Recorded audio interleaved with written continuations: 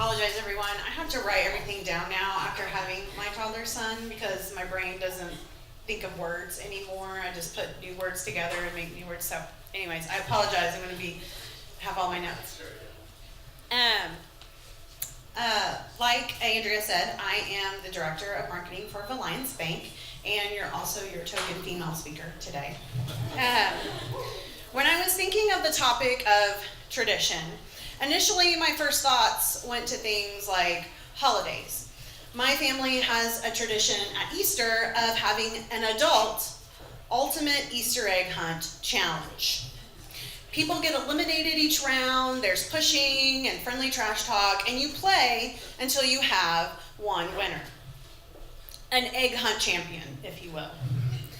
And then there's a really ugly trophy that we fashioned together a few years ago out of plastic eggs and a yellow wooden bunny, and you get your name written on it, and you get to proudly display it in your home until the next year when you pass it off to the next winner. And I love traditions like these. They help us feel connected and help feed our souls. But I would like to explore today in my time is the traditions that we tend to keep that aren't so joy-filled. The ones that we need to get rid of. One of the traditions that I need to get rid of is telling myself that I'm not creative enough, and what I have to share with the world isn't as special as what everyone else is contributing. This very line of thinking almost kept me from sharing with you all today. I was sitting at my computer at work, checking emails, when I saw the email from CreativeMornings calling for speakers. I looked at the topic and thought, what would I say about that? And then all these thoughts just came flooding in, and so I clicked the sign up link. And the form popped up, and I read through it, and then I minimized it. And it was because all these other thoughts started creeping in. What do I have to share that's worthy of such an amazing group? The last Audience Takes the Stage speakers were so incredible. They had such beautiful stories and amazing backgrounds, and they told it in such a brilliant way. How am I going to measure up? How are you going to be as inspiring and, quite frankly, as kick-ass as Hannah Royce? Or, there she is. Perfect timing. We planned that. Or as authentic and vulnerable as Ben Knuckles, or as endearing and funny as Tim Bannon. Is he behind me? What do you have to say to a group of creatives that are on a whole other level than you? And so I left it. I left it minimized on my computer for a week. And then something just told me not to completely close it out. Something was pulling me not to. The words of Hannah and Ben and Tim and others just started creeping in. Elizabeth Gilbert's words in her book, Big Magic, were daring me to be brave and just say yes. So how do we say yes to new, healthy traditions, and how do we let go of those that don't serve us? I think the first step is performing an examination of conscience, taking an inventory of those traditions and recognizing which ones it's time to let go of. Writing things down to me is so powerful, and so I would encourage you all to write them down. And if I had more than 7 minutes, I'd say let's pause and do that now. But feel free, if you have a scrap piece of paper, to do that while I talk, or bust the notes out on your phone and write them down. And then when you leave here, throw those away. Like literally throw them in the trash, except for your phone. Don't throw your phone in the trash because they're really expensive. But delete those off of there. Get rid of them. You don't need to keep those traditions anymore. They are draining you of your creativity and keeping you from fulfilling the universe's call to be who you are meant to be. The next step, I think, in tossing out bad traditions is surrounding yourself with those that don't feed them. Surrounding yourself with those that challenge you to be your authentic self and that want to help you create new traditions that foster your creativity and your individuality. And it's your duty to help others do the same. Be that voice in someone else's head that says, stop beating yourself up, you are creative, and what you have to contribute is good enough, and you're doing the world a disservice if you don't. So you all owe me. You all owe me your creativity, you all owe me your gifts, and you owe me your authentic self. And there's a lot of people in here, so that's a lot of IOUs, so I'm gonna cash them in, and I expect you to cash mine in too. And today, I'm giving you permission. I'm giving you permission to stop going to that family gathering every year that you merely attend out of obligation, that makes you anxious and drains you of your joy. Put a halt to those words that you tell yourself every time an opportunity comes up to share your gifts. I'm not creative enough. What do I have to contribute isn't worthy? Why would anyone care about what I have to say? And don't carry around someone else's bad tradition that chips away little pieces of you. Instead, put out the welcome mat for those that feed your soul. So, on the last day of speaker submissions, I type my thoughts and I click send. Just get it out there. And I told myself that the worst thing that could possibly happen is that I hear nothing. Or I get the, thanks for your submission, but we've selected someone else email. But I didn't. Instead of the worst thing happening, the best did.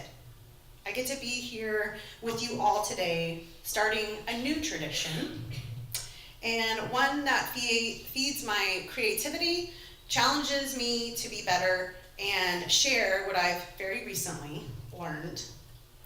So this is the start of my tradition, Reformation. Don't let anything stop you from starting yours. That's it.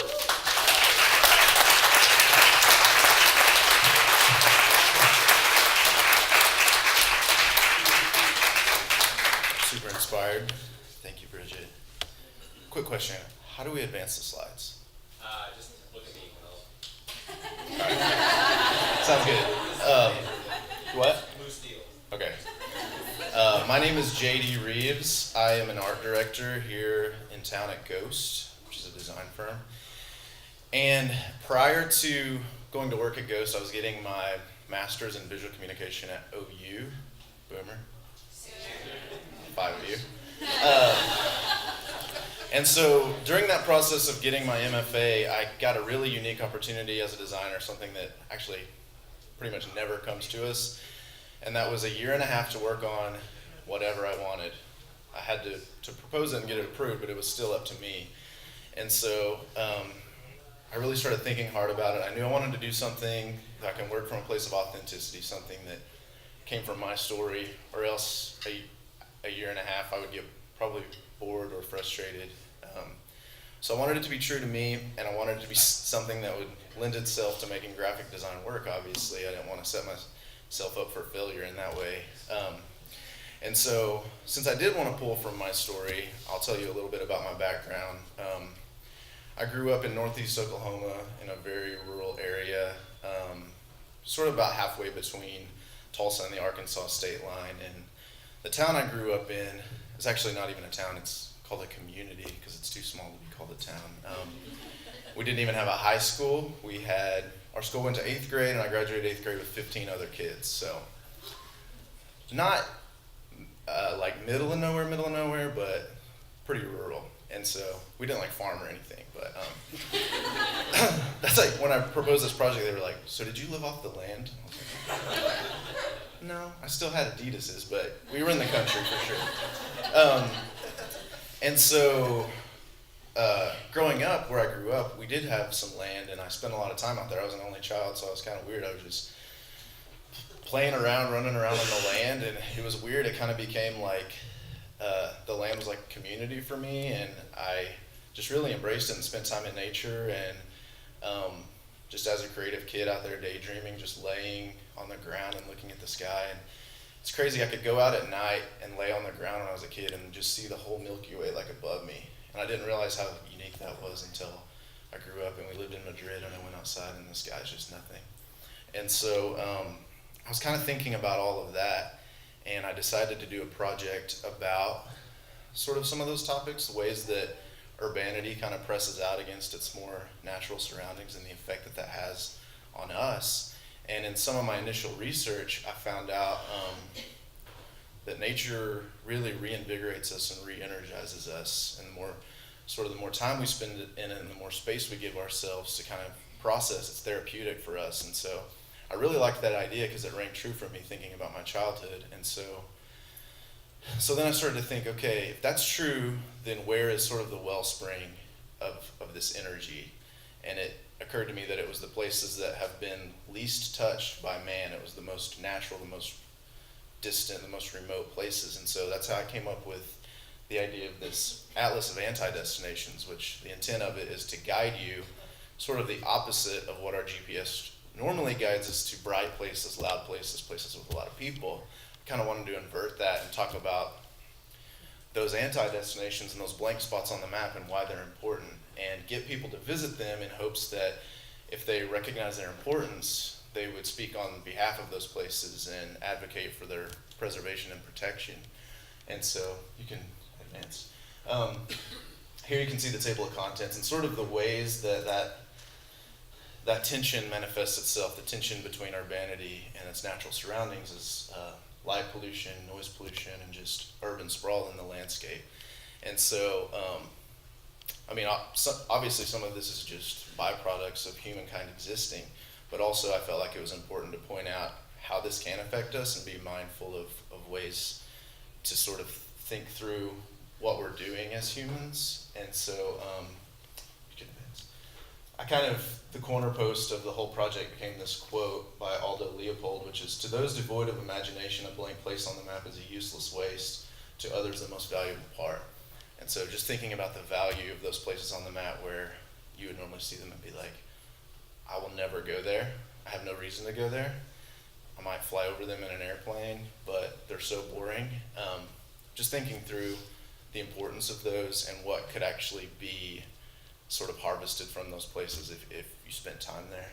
And so the way that this started to look in the atlas was I created maps. I took NASA data of the brightest places and literally inverted those maps, and then sort of created, and I just did Oklahoma because that was a lot less overwhelming than the United States. And I'm more familiar with Oklahoma, so I was writing about real places that I was able to visit and photograph and things of that nature. And so on the left you see the map, and on the right, obviously I'm not going to go through it, but it talks about why visiting those places could be beneficial to you and why they're interesting.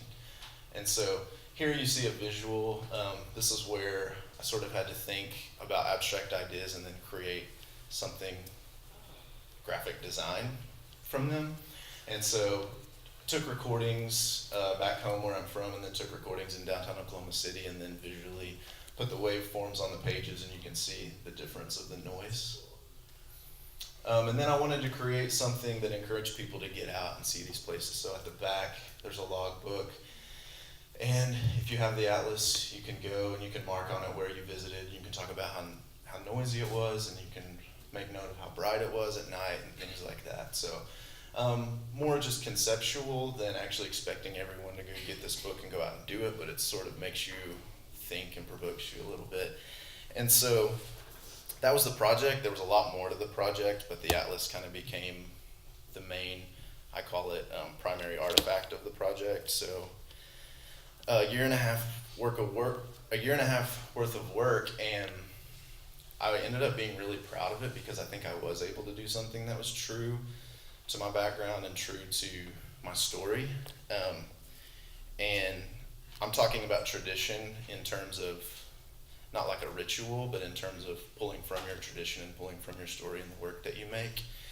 And I know it's not always something that's easy to do, because a lot of times we're just, as designers, we're just working for a client. But I think always trying to stay in touch with who you are and make something from an authentic place is something I would definitely encourage, because the work that I've made that I'm most proud of, I was sort of able to tap into that and stay true to who I was and not try to be something that I'm not. And so if you're able to make from a place of authenticity, then your life has been your research up until that point. It's not like you don't have to do any additional research, but you have that huge resource to pull from, and so you're not just starting with a blank slate. And so pulling from your story is the best way, I think, to make meaningful work. And I'm not talking about as some kind of expert, because I've really done it once maybe, but for me it was very rewarding, and that's what I wanted to encourage you guys with. And so yeah, we're from Oklahoma, and it's weird, and there are things that are awful about it, but everything doesn't have to be. The creative community doesn't have to be. And you don't have to try to make things that look like something from New York or something from LA, because there's interesting stuff here and there's interesting people here. So I would just encourage you to make from a place of authenticity and make the scene something that people from other places are interested in, just as a region. And so stay true to that, and stay true to your tradition, and make from that place. And I have some of these if anyone wants to browse through them. It's a lot of words mostly, and then some maps. But yeah, thank you guys.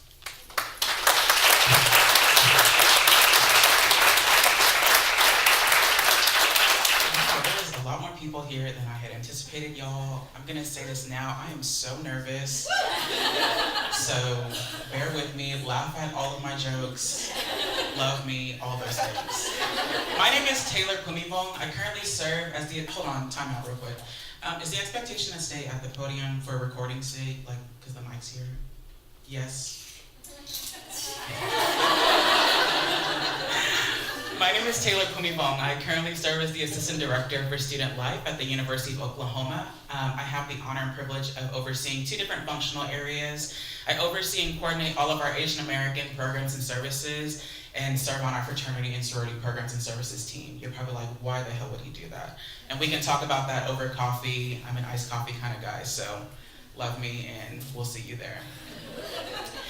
So, my relationship with Creative Mornings is this is my first Creative Mornings, so jump right in, be a speaker. And here we are, thank you, thank you. Yeah, I had a mentor who did a talk during the anxiety segment in Charlotte, North Carolina, and so I was like, one day looked up and tried to figure out if we had a Creative Mornings here, and just so happens that the day that I was looking was the day they were taking audience submissions, and in true Taylor fashion, I was like, if I'm gonna go big, I'm gonna go big.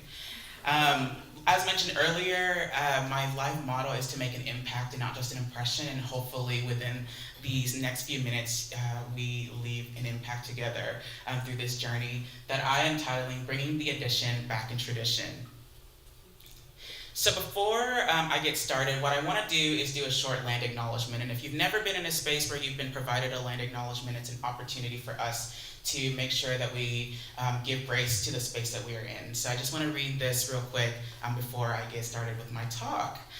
So as we gather here today, I want to acknowledge and assert that the land that we are meeting on is the original homeland of Indigenous peoples whose rich knowledge and lifeways are still present and deeply connected to this land.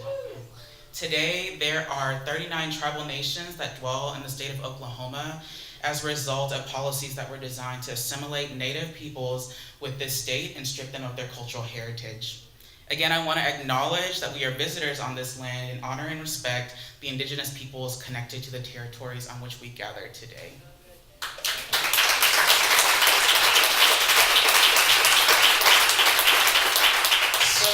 All of my life, I would say that tradition has played a huge role in making me the person that I am today.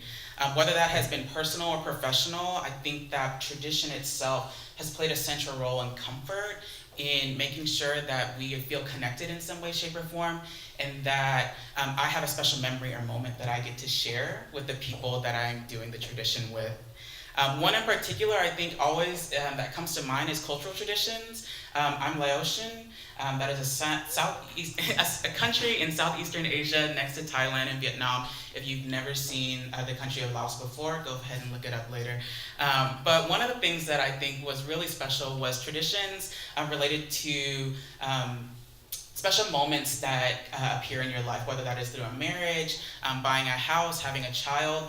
We have a tradition called a sukwan, in which it is a blessing ceremony so that whenever people have these major life moments, they go through this specific ceremony and ritual so that they can have a blessed lifestyle as a result of the major thing happening in their life. But the more that I thought about this idea of tradition, the more that it dawned on me what this word would mean moving into 2019. And I thought about how the role of tradition plays in my professional career at the University of Oklahoma, and what does tradition mean moving forward for the students that I get to work with on a daily basis. So as mentioned before, I serve as one of 4 cultural advisors at the University of Oklahoma, specifically our Asian American student population, and I get to co-advise all of our other students of color at the university. So just a quick raise of hands, who knows what's on the screen right now? Raise of hands. Okay. Who knows it in the context of the football game? And who knows it in the context of actual Oklahoma history? Okay, perfect. So as a non-Oklahoman, as a non-graduate of the University of Oklahoma, as a person who did not get the luxury of taking Oklahoma history, I saw this particular tradition as a school spirit tradition. That they, and at that time when I first started at OE, I called it a wagon. I was very quickly corrected by a lot of people. It's fine. So, as I saw this tradition, again, it was a symbol of school tradition and school spirit, and we are hooping and hollering because the football team has just scored a touchdown, and on comes this wagon, the schooner. But as I did more research as to why the schooner was there, why they were doing it, and where did it come from, the more that I realized that a tradition that was loved by all those people in the background, the more that I realized too that there is a crowd of people that don't love this tradition just as much. And as a cultural advisor, it was important for me to recognize the history of where this particular tradition has come from. Because that's what we do sometimes with tradition. We pass them down from generation to generation. In this case, we pass it down from freshman class to freshman class. But we don't ever actually talk about what is actually happening. That we give the students the Wikipedia version of what happened and not actually what is going on. So with that being said, I think that one of the things that we need to do is start looking at how do we make traditions more intersectional. Understanding that in order to bring in more people to traditions, in 2019, we need to make sure that we understand the multiplicity of identities that surround us, surround the communities that we are a part of, and then be able to move forward in that regard. So I want to leave you with 2 things because I only have 2 minutes left. 1, tradition becomes our security, and when the mind is secure, it is in decay. When we stop learning, we stop growing. When we stop growing, we start dying. And so I want to challenge everybody to think about traditions in 2019 as how do we make sure that we don't become secure in the problematic behaviors that some traditions do for the communities that we serve and the places that we are a part of. 2, if we aren't intersectional, some of us, the most vulnerable, are going to fall through the cracks. And so I want to challenge everyone to think about what are those traditions that we do on a daily basis that have traditionally excluded those? And how do we make sure that in 2019 we're able to reel those in, reevaluate the things that we have always done just for the sake of always doing it, and figure out how do we bring the addition, how do we bring more people into those memories and moments that we share with one another, and really make sure that we can develop a really great and mindful and inclusive community within whatever spaces you all are a part of. Thank you so much.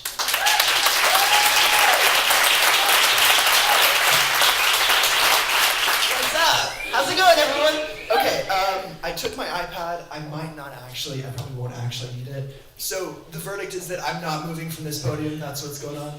Can I mic myself and walk around? Because I really want to move around the room. Hi, everyone. You're all incredible, beautiful, powerful creators, and I'm so, so honored to be in front of all of you this morning. This is really, really exciting. Taylor, you were incredible. Bridget, you were incredible. Where's JD? You're awesome. Man, I want a copy of that book. That was really cool. How's everyone? Everyone's quiet and smiling, but staring at me. How's everyone doing? Are we having a good morning? Yes. Okay, cool. So, do we want to get, Clint, can we get a slide? Can we please get one side on the screen? Okay, so I'm taking this off and the suspenders are coming out. I'm gonna throw this right here.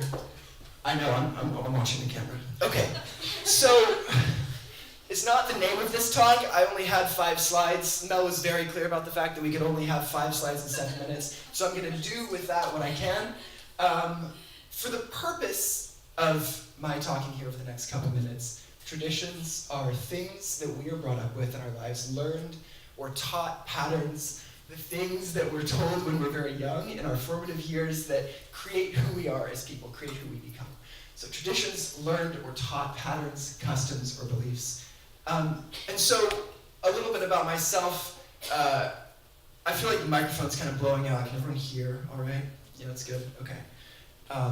For me to get on the stage as a 22-year-old, almost 23-year-old high school dropout, and say that I understand the importance of tradition, I understand that sounds ridiculous coming from me, because truthfully, my life has represented everything that is farthest from embracing tradition as possible. I've created for myself a very non-traditional path over the last few years of my life especially, and I wanted to talk about the importance of understanding where we come from in the context of kind of like what Bridget set me up so perfectly for, is the idea of clearing out old ways of thinking that don't necessarily work for us anymore and letting in space for us to create traditions that serve us really well. So what's our, oh my God, I just realized my slides, like, what's going on with my ad down there? And why does it say 22 at the bottom? That's bizarre, I'm sorry about that. That's weird, man. All right, at least the actual text that's important is there, and that's good. So if nothing else is taken away from my time speaking here, everyone, I give myself permission to re-examine the traditions that I practice. I give myself permission to re-examine the traditions that I practice. So when I was, this is like little story time, really quickly, when I was 15 years old, I spent 10 months in Lille, France. It's a small town, well, it's the 4th biggest city in France, but it feels small townish. In the north of France, about an hour and a half from Paris. 10 months as a 15-year-old, did not speak the language. I did not know anyone there. I was staying in a host family of people that I had never met before, going to a school full of kids that I had never met before in my life. So total strangers, absolutely terrifying. And I realized a few interesting things that made me think again about the traditions that I had grown up learning and practicing my whole life. Things like every single day in school in France, these kids are getting 1.5 to 2 hours for lunch every day. No question about it. And they have people making delicious hot meals for them, and they are sitting around a table, sharing meals together, and creating this ritual of sharing food at 15, 16 years old. And what blew my mind on the first day of class, when I walked up to my first classroom, and there was everyone who was already there waiting for class, standing in front of the door, and everyone who walks up to that classroom walks up and shakes their hand, or you do the bees, like the little 2 kisses on the cheek, and you shake the hand and greet every single person there.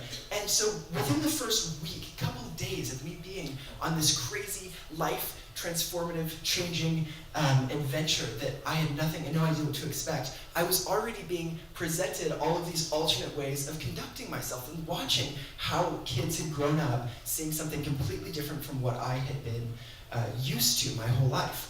So, yeah, we can move on to this one. Look, the idea here is simply that I kind of want to, can we go back really quickly? Just go back one. Okay, so, still on, what's my time like? I don't know how much time I'm spending. Really, seriously? Okay, so I've got 2 minutes left, guys, and I'm on slide number 22 out of 5. So,